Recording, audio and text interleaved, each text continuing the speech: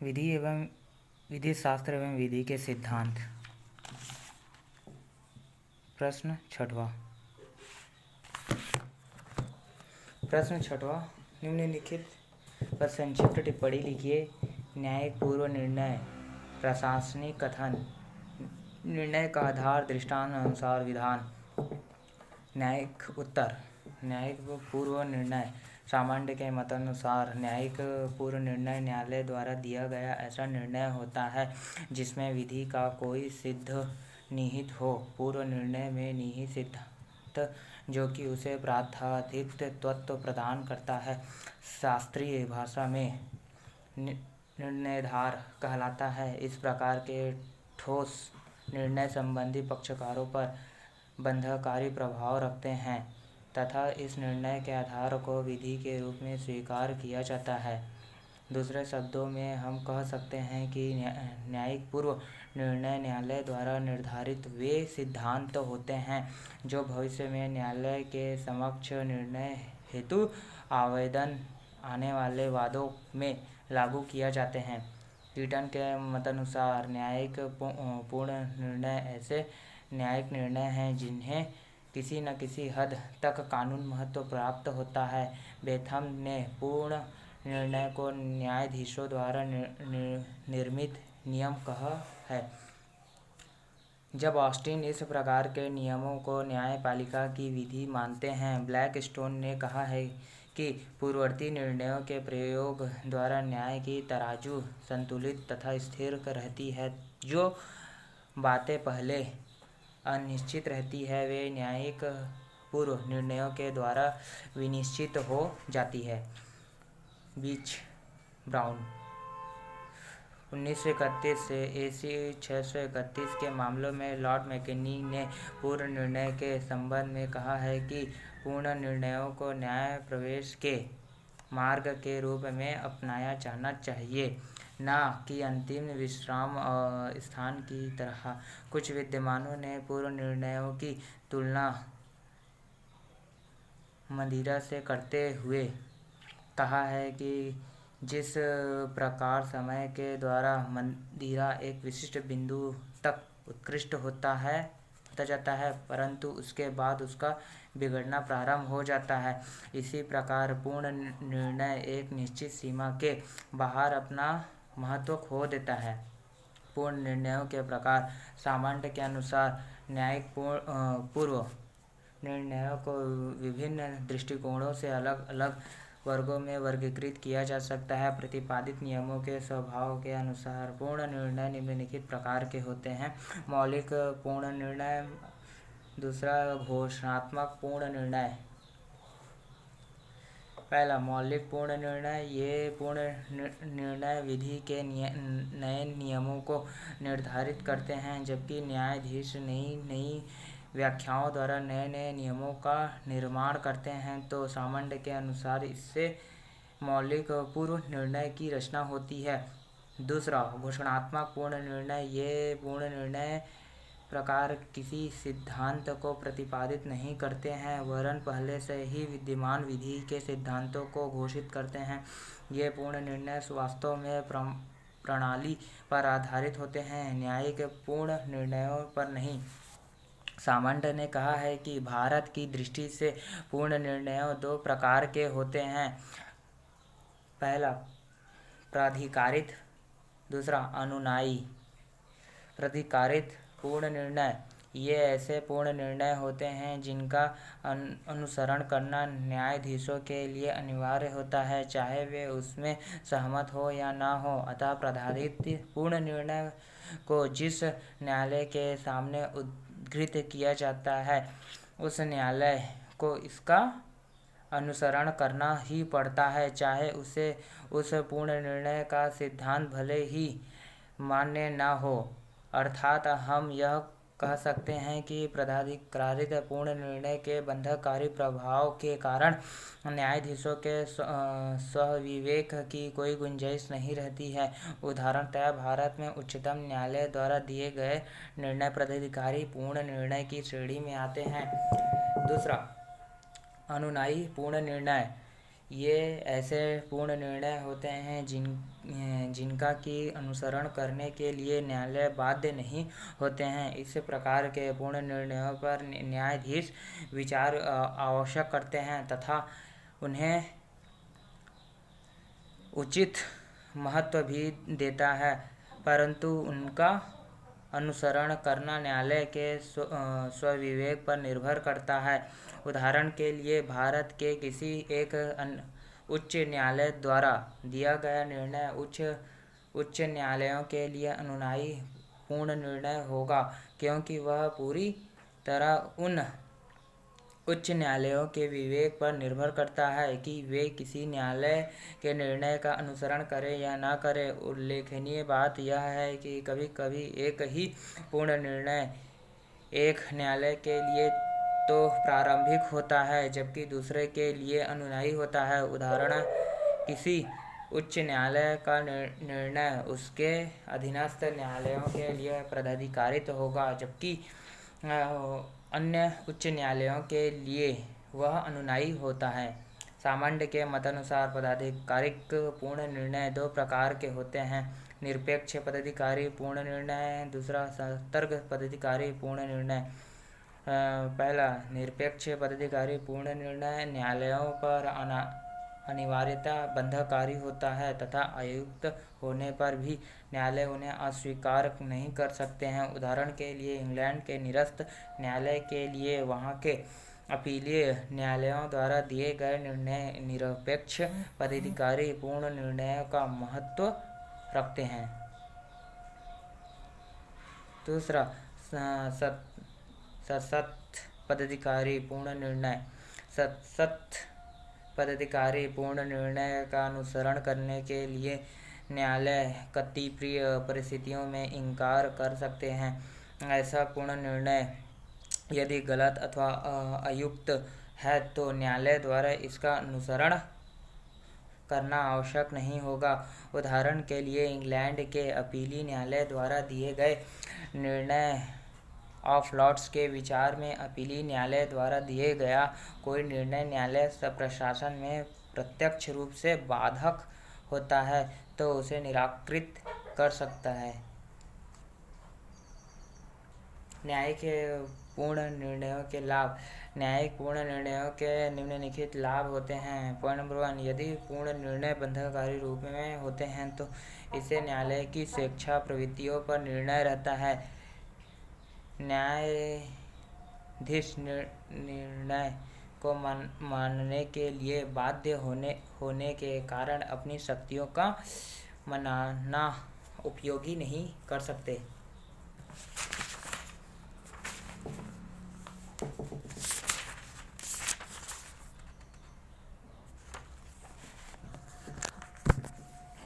Point number 2, न्यायिक पूर्ण निर्णय से विधि का वैज्ञानिक रूप में विकास होता है, क्योंकि पूर्ण निर्णय न्यायाधीशों की तार्किक बुद्धि का परिणाम होते हैं जो विधि में कार्य कारण का रूप उत्पन्न करते हैं। तीसरा, न्यायिक पूर्ण निर्णयों के पालन से न्यायालय तथा न्यायालयों द्वारा लागू की जाने वाली विधि की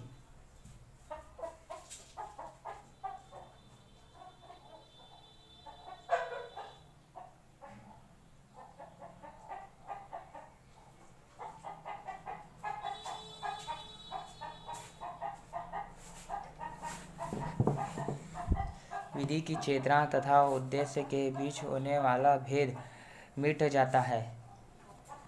पॉइंट नंबर 4, न्यायिक पूर्ण निर्णय न्यायाधीशों द्वारा अनुभव के आधार पर व्यवहारिक आवश्यकताओं के अनुसार प्रतिपादित किए जाते हैं, इसलिए ये बहुत ही महत्वपूर्ण होते हैं।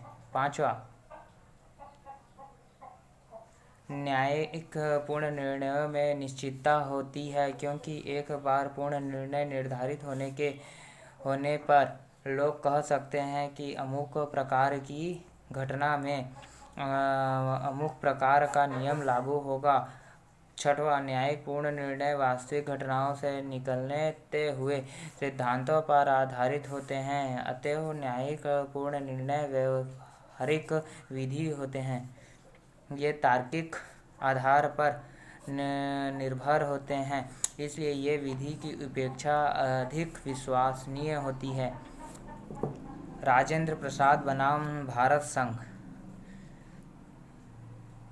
AIR 1976 SC 916 के मामले में सर्वोच्च न्यायालय ने यह कहा कि यदि न्यायिक पूर्ण विधियों का उचित प्रयोग किया जाए तो विधि का तर्क के रूप में इनका उपयोग महत्व है। न्यायिक पूर्ण निर्णयों से हानियाँ।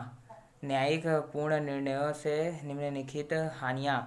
ऑस्टिन, पहला, ऑस्टिन के मत से न्यायिक पूर्ण निर्णयों को सफलतापूर्वक नहीं जाना जा सकता है। विधि के सिद्धांत बहुत बड़े बड़े ग्रंथों के रूप में विधि रिपोर्ट में छिपे पड़े रहते हैं। इनको समूचे ग्रंथ से ढूंढ निकालना अत्यंत ही कठिन है। दूसरा, ऑस्टिन में मतानुसार यह कहीं भी निश्चित या निर्धारित आवश्यकताओं में अस्तित्व नहीं रखते हैं, यह तो तत्वों में निहित रहते हैं। तीसरा, न्यायिक पूर्ण निर्णयों की वैधानिकता को भी मापने का कोई यंत्र नहीं है। चौथा, ऑस्टिन के अनुसार न्यायाधीश इसका निर्माण भी जल्दी में ही करते हैं, जिसके फलस्वरूप इसमें औचित्य, गंभीरता तथा सतर्कता का अभाव रहता है। न्यायिक पूर्ण निर्णयों का अभाव खंडकारी नहीं बल्कि निर्माणकारी होता है। एक बार निर्धारित न्यायिक पूर्ण निर्णयों को इसके प्रारंभ से खंडित नहीं किया जा सकता है। छठवां, न्यायिक पूर्ण निर्णयों में सिर्फ एक विशेष घटना से संबंधित होते हैं। इन्हें सभी तरह की घटनाओं में लागू करने के लिए वैधानिक रूप दिया जाना आवश्यक है। अतः न्यायिक पूर्ण निर्णय स्वभावकारी नहीं होते बल्कि इसका वैधानिक रूप ही प्रभाव होती है। ऑस्टिन के अनुसार न्यायिक पूर्ण निर्णय जिस घटना पर सर्वप्रथम लागू होता है उसी के लिए अनुदर्शकों विधि का प्रभाव नहीं रखती है। ऑस्टिन के मतानुसार इनमें निरर्थक तथा असंबद्ध वैधानिक व्यवस्थाओं की भी भारी बुराइयां होती हैं। न्यायिक एवं पूर्ण निर्णयों के उपरोक्त गुण दोषों के आधार पर यह कहना पर्याप्त होगा कि कुछ दोषों के होते हुए भी विधि के विकास में इनका पर्याप्त योगदान रहा है। न्यायाधीश सामान्य, निष्पक्ष, निपुण तथा दूरदर्शी होते हैं, अतः उनके निर्णयों से उत्पन्न होने वाली विधि विधेयकों द्वारा निर्मित विधानों की तुलना में कहीं अधिक अनुभव सिद्ध तथा परिपक्व होती है। न्यायिक पूर्ण निर्णयों का महत्व। न्यायिक पूर्ण निर्णयों का महत्व प्रत्येक राष्ट्र में अलग अलग होता है। इंग्लैंड में जज का यह कर्तव्य है कि वह पूर्व निर्णयों का पालन करे।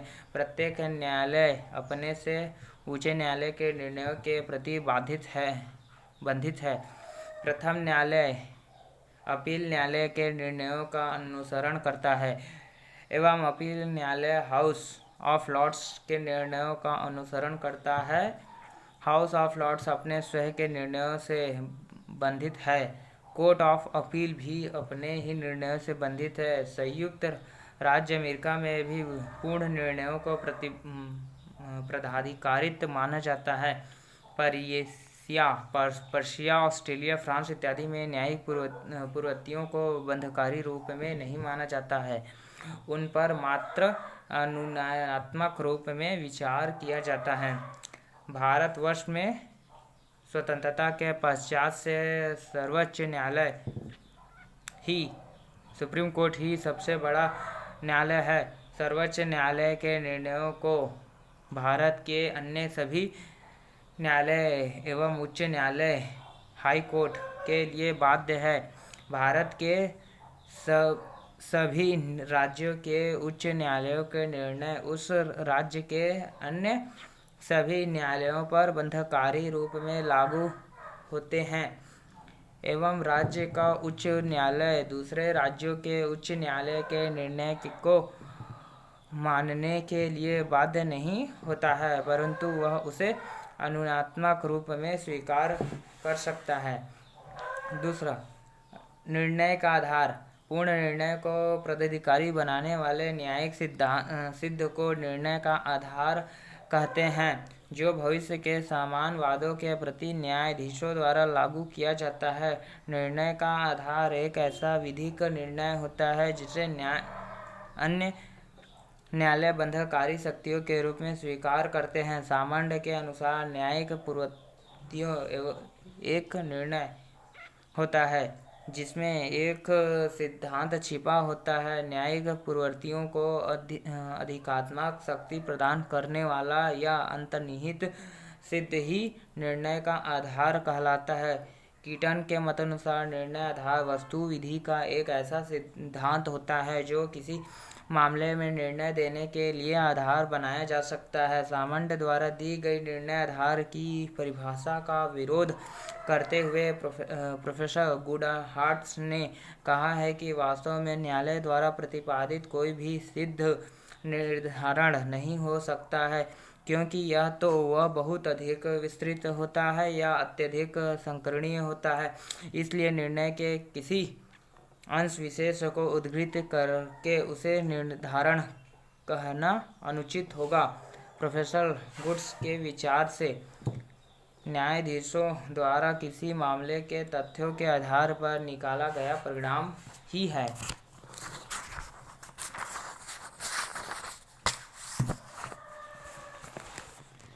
उस वाद का निर्धारण होता है।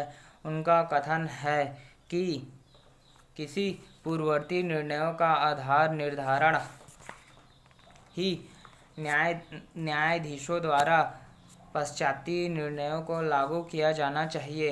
तीसरा, प्रासंगिक कथन। विधि की अधिघोषणाएं जो निर्णयाधार का अंग नहीं है, प्रासंगिक कथन कहलाती है तथा वे बंधनकारी प्रभाव नहीं रखती है। न्यायालय जब अपने तर्क के प्रभाव में किसी इस प्रकार के सिद्ध का प्रतिपादन करते हैं जिसे वे अपने किसी विनिश्चय विशेष का आधार नहीं मानते हैं, तो उसके द्वारा किए गए ऐसे प्रतिपादन को प्रासंगिक कथन कहते हैं। इसका प्रभाव केवल प्रत्यकारी होता है तथा वे अनुशासनात्मक होते हैं। लॉर्ड स्टर्न महोदय, प्रासंगिक कथाओं को कई प्रकार का होता है। उनका कथन है कि प्रत्येक प्रकार के प्रासंगिक कथन भिन्न भिन्न प्रकार का प्रभाव डालता है। प्रथम प्रकार के कथन में आंशिक रूप में कहे गए कथन होते हैं। इस तरह के कथन न्यायाधीश के मस्तिष्क में पहले नहीं होते हैं बल्कि स्वयं ही निकल आते हैं। इस प्रकार के कथन को अन्य न्यायाधीश स्पष्ट रूप से स्वीकार कर सकते हैं। द्वितीय प्रकार के कथन में स्वेच्छापूर्वक कहे गए कथन होते हैं। इस प्रकार के कथन बहुत ही सोच विचार के बाद कहे जाते हैं। अन्य न्यायाधीश इस प्रकार के प्रासंगिक कथनों को भी मनाने के लिए बाध्य नहीं होते, परंतु फिर भी वे उनका बहुत सी तर्क आदत करते हैं। एलन के विचार से प्रासंगिक कथन अनेक बार उद्धृत होने के बाद बंधनकारी प्रभाव रखने लगते हैं। उनका कहना है कि प्रासंगिक कथन तथा निर्णय आधार में अंतर स्पष्ट करना कठिन है। प्रत्येक निर्णय न्यायाधीश के व्यक्तिगत विचारों से प्रभावित होते हैं। सामान्य किसी व्यक्ति को किसी निर्णय में जो बात उचित लगती है वह उसके लिए सुसंगत होते हैं, और जो उसे उचित कर नहीं लगती है वह उसकी दृष्टि से असंगत होता है। निर्धारण तर्क। प्रासंगिक कथन में अंतर। निर्णय तथा प्रासंगिक कथन में अंतर समझने के लिए एक इंग्लिश वाद का उल्लेख करना उचित होगा। आठ डेचान बनाम फेडरलिल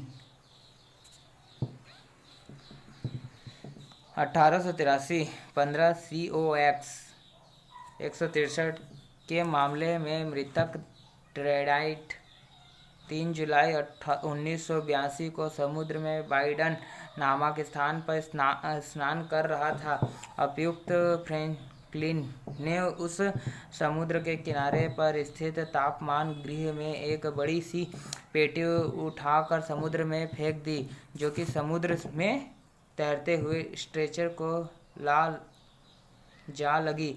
उसकी मृत्यु हो गई।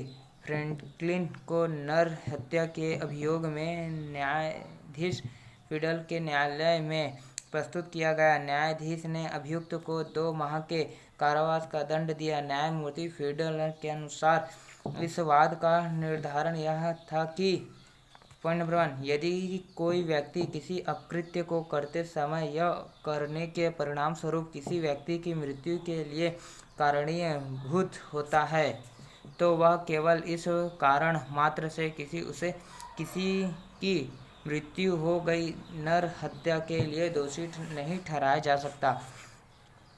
पॉइंट नंबर 2, वह व्यक्ति जो घोर असावधानी के कारण किसी की मृत्यु के लिए कारणभूत होते हैं, नर हत्या के लिए दोषी होगा। अर्थात आपराधिक विधियों में अपराध कृत्य के साथ अपकृत्य घटित हुआ या नहीं, यह पूरी तरह असंगत होता है।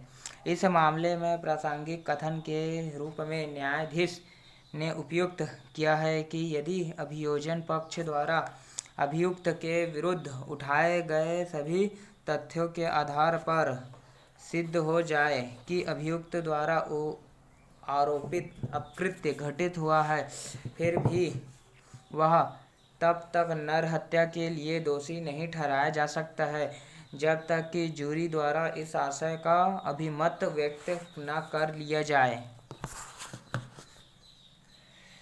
चौथा, दृष्टानुसार का सिद्धांत। यह सिद्धांत इंग्लिश विधि का एक मान्य सिद्धांत है। इस सिद्धांत पूर्ण निर्णय अधिप्राधिकारपूर्ण तथा बंधनकारी होता है। इसका अनुसरण किया जाना अनिवार्य है।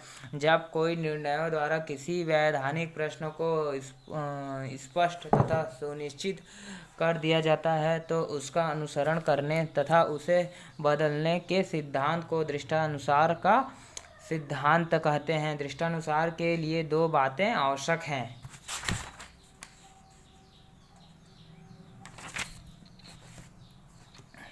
पॉइंट नंबर 1, यह कि विधिक निर्णयों के प्रकाशन की समुचित व्यवस्था होनी चाहिए तथा पॉइंट नंबर 2, यह कि श्रेणीबद्ध न्यायालयों की अनिश्चित श्रृंखला होनी चाहिए। इंग्लैंड की तरह भारत में भी दृष्टानुसरण के सिद्धांत को मान्य किया गया है। भारत में विधि निर्णयों के प्रकाशन एवं प्रसारण में समुचित प्रगति हुई है। भारत की न्यायिक व्यवस्था में न्यायालयों की क्रमबद्ध श्रृंखला है, जिसमें उच्चतम न्यायालय का स्थान सर्वोच्च है। उच्चतम न्यायालय के अधीन अनेकों उच्च न्यायालय कार्यरत हैं। प्रत्येक उच्च न्यायालय के अधीन जिला न्यायालय एवं अधीनस्थ न्यायालय हैं। उच्चतम न्यायालयों का निर्णय सभी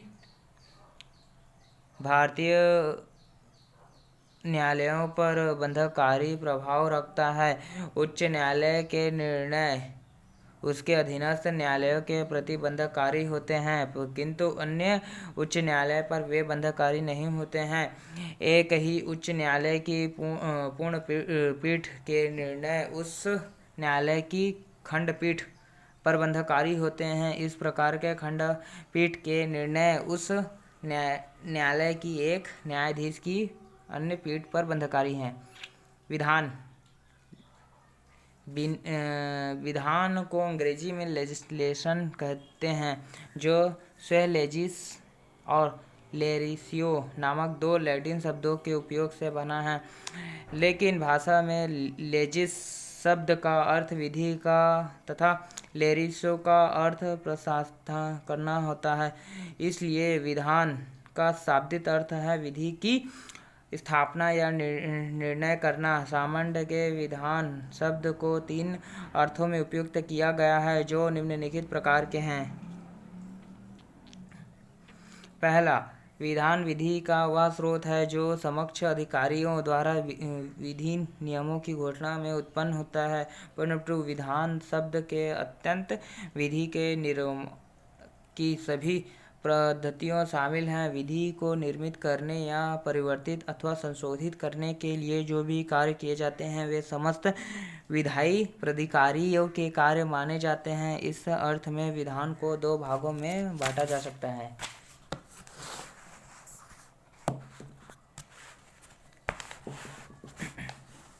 ऑस्टिन के मतानुसार ऐसे सभी वैधानिक कृत्य जिनके फलस्वरूप विधि का निर्माण होता है, संशोधन या परिवर्तन होता है, अर्थात उसमें कोई नया बंध जोड़ा जाता है, जो विधान के अंतर्गत आते हैं। ग्रेन विधान की परिभाषा देते हुए इसे माना है।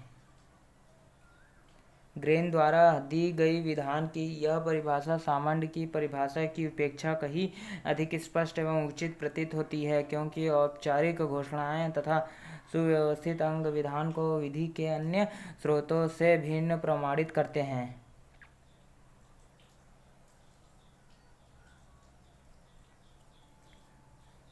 अधीनस्थ विधि के मुख्य रूप सामंड के अनुसार अधीनस्थ विधान के निम्नलिखित 5 रूप हैं। कार्यपालिका विधान, नगरपालिका विधान, उपनिवेशक विधान, न्यायिक विधान, स्वतः शासन संबंधी विधान। कार्यपालिका विधान राज्य के आवश्यक अंग के रूप में कार्यपालिका भूमिका अत्यंत महत्वपूर्ण होती है। कार्यपालिका का मुख्य कार्य राज्यों के प्रशासनिक विभागों का संचालन करना है। प्रशासकीय कार्यों के उचित संचालन के लिए संसद द्वारा कार्यपालिकाओं के पदाधिकारियों को विधायी शक्ति प्रयोजित की जाती है। इस प्रकार बनी कार्यपालिका विधि को संसद द्वारा किसी भी समय निराशित किया जा सकता है। उपनिवेशिक विधान ब्रिटेन के उपनिवेशकों को स्वशासन की शक्तियां प्रदान है, इसलिए ये उपनिवेश अपनी स्वशासन शक्ति का उपयोग करते हुए अधीनस्थ विधान का उपयोग करते हैं, जो ब्रिटिश पार्लियामेंट के नियंत्रण के अधीन होते हैं। इंग्लैंड की पार्लियामेंट उपनिवेशकों द्वारा अधिनियमित विधियों को